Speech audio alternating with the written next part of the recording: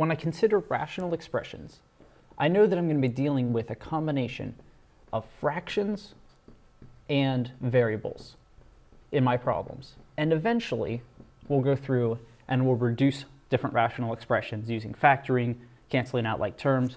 But for right now, I want to focus on the idea of domain restrictions, which is an important part of rational expressions that shows up every single problem. So when I think about domain restrictions, I have one big rule. And that big rule is I'm not allowed to have 0 in the denominator. Notice I didn't say anything about the numerator.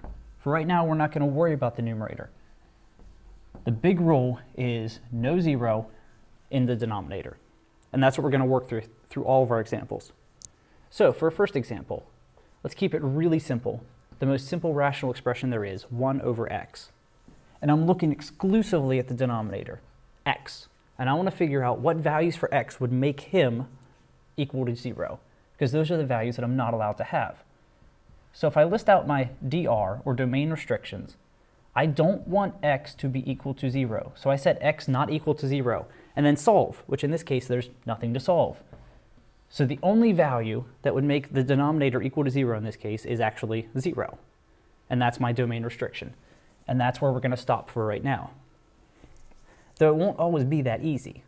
For a second example, if I had something like 3 divided by 4x. Remember, I'm only concerned about the denominator. I don't really even care about the numerator right now. I'm just going to look down here at the 4x, and for my domain restrictions, I'm going to say, well, 4x is not allowed to equal 0. So when I solve that, I divide both sides by 4, and again, x cannot be 0. That is my one and only domain restriction. And I can tell how many domain restrictions there are by looking at the power on the bottom. There's just one x on the bottom there, so it's only going to be one domain restriction. I can make things a little bit more complicated in example 3 by taking the numerator, making it something like 8x plus 4, which again, remember, I do not care about. I'm only looking at the denominator, which is x minus 3 in this case. So essentially, I'm just going to ignore all of that and focus on what values of x would make that denominator equal 0, because those are the values I do not want. Those are my domain restrictions. So if I want to do it algebraically, I just take x minus 3, and I do not want him to equal 0. And just solve that like a simple linear equation. Add 3 to both sides, so x cannot equal 3. And that's my one and only domain restriction in this case. Again, because there's only one x in the denominator. If it looks a little more complicated, example 4, I could have something as nasty as 3x squared plus 14x minus 300 on the top. And on the bottom, for my denominator, I could have 2x minus 7. My process doesn't change. I don't care about the numerator because he's not going to give me any domain restrictions. I only care about what values are going to make this denominator equal to 0. This one's a little harder to see. The other ones you might have been able to see by inspection. But if I do a little bit of algebra, I say 2x minus 7 cannot be 0. That's the big rule. And then add 7. So 2x cannot be 7. Divide by 2. X cannot be 7 halves. I end up with my one and only domain restriction, the number that would make this whole denominator equal to 0 if I were to plug it in. If I up this another step to example 5, the numerator I'm going to leave as a 1.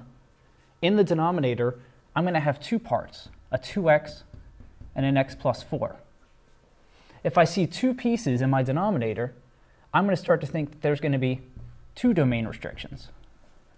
And I can naturally say that, well, one's going to come from that piece, and one's going to come from that piece. Because if I can make either of these pieces 0, since they're multiplied together, the whole denominator is going to equal 0, or the zero product property.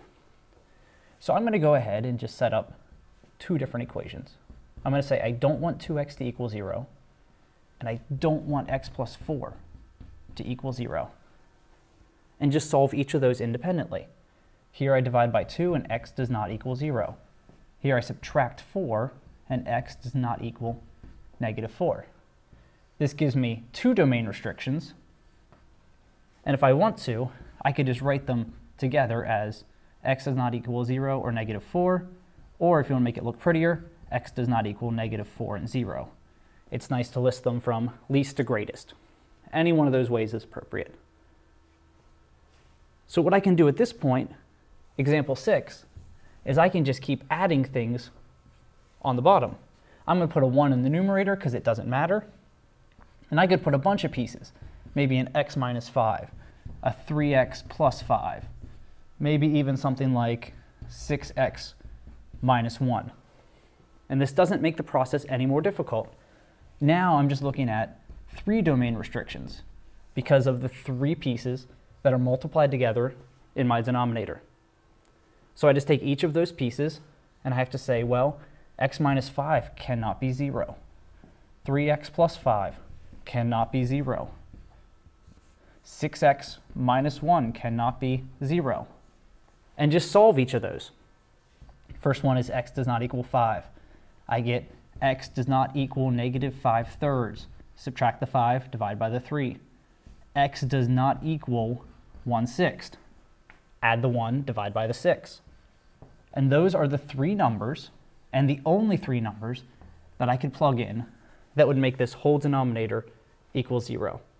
So again, if I want to list this out nicely, I could say x does not equal -5/3, 1/6, or 5.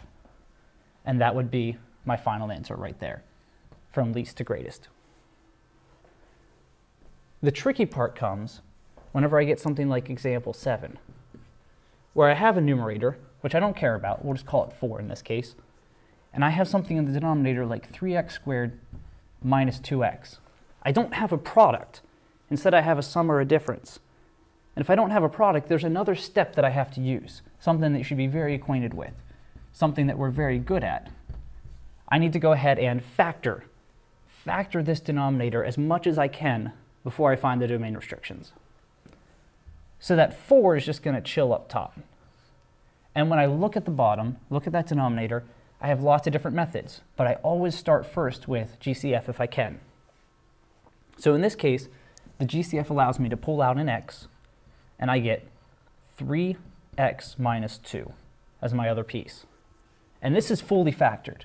There's nothing more I can do. And I notice right here that since I have that squared, I'm looking for 2 domain restrictions. So one's going to come from that piece, and one's going to come from that piece right there. So I just follow the process I have before. I know that I don't want x to equal 0, and I don't want 3x minus 2 to equal 0. So this first piece right here, I get for free. The second piece, I get x does not equal 2/3. Go ahead and add the 2, divide by the 3. So those are my 2 domain restrictions, but I only get them after I factor. So from here on out, we're going to do a lot of factoring, but I'm going to assume that you're proficient at it, and I can just go ahead and give you the factored form for all the pieces so I can show you how to do the domain restrictions. So for example 8, if I had something to the effect of 19x minus 1 over 4x squared minus 1. Again, the numerator we're not concerned with right now. I'm only concerned with finding domain restrictions from the denominator. So I look here and I think, what type of factoring can I use? Because I don't have a product of things. And I decide on difference of squares because it's a binomial. So when I go to finish this problem, I just keep the 19x minus 1, that's fine. But on the bottom, when I factor out a difference of squares, I get conjugates, plus and minus. To get the 4x squared, it's 2x. And to get 1, it's 1 and 1. So I look down here, I see the squared, which means there were 2 domain restrictions. I match that up with the 2 pieces that I end up factoring. So in the end, to get my domain restrictions, I have 2x plus 1, which cannot be 0, and 2x minus 1, which cannot be 0. So if I solve each of those, I get x is not equal to -1/2, and x is not equal to +1/2. Or if I want to write it really nice, x is not equal to plus or minus 1/2. Any of these would be appropriate answers, as long as you include both of them. The only other thing I can do is make the factoring more difficult. So 2 more quick examples just so we can see all the different types of factoring. For example 9, let's start with something like 6x squared plus 9x minus 2 on the top. I really don't care about the numerator right now. And in the denominator, x squared plus 4x minus 21. I check first in the denominator to see how many domain restrictions. So I should end up with 2 domain restrictions. And then I realize I have a product that I want, but I don't have yet. So I look here and think, what type of factoring can I use? It's not GCF, so I settle on a equals 1. So I keep the numerator. That's fun to write over and over and over again. In the denominator, find factors of negative 21 that add to positive 4. And I'm going to decide that it's 7 and negative 3. So I can go ahead and just write that as x in the first place. It's positive 7, negative 3. So I'm looking for those 2 domain restrictions. I see the 2 pieces in my denominator. So I go ahead and just write out my domain restrictions as x plus 7 is not 0, and x minus 3 is not 0. The more you do this, the less you're going to have to write out, because you'll be able to see, in this case, that x is not negative 7 and x cannot be 3. Those are my 2 answers. Or x is not negative 7 comma 3, to write them both together. Again, the more you do it, the more you'll be able to identify these domain restrictions by just looking at the pieces. One last example, something tricky that we can end with, example 10. I'm going to keep the numerator 1 because I don't care, and that way I don't have to rewrite a whole bunch of things. And then if I get 6x to the third minus x squared minus x, this is going to present a little bit of a difficulty because if I look here, I'm going to have 3 domain restrictions. So I need to start factoring.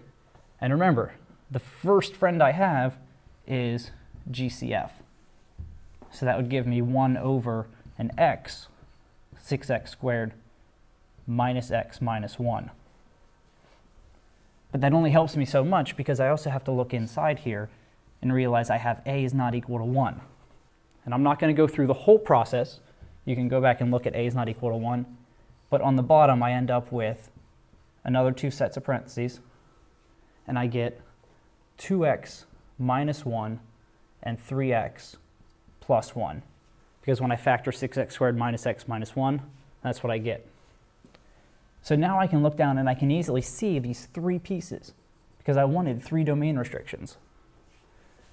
So now I go up and start writing my domain restrictions as the first piece, x is not 0.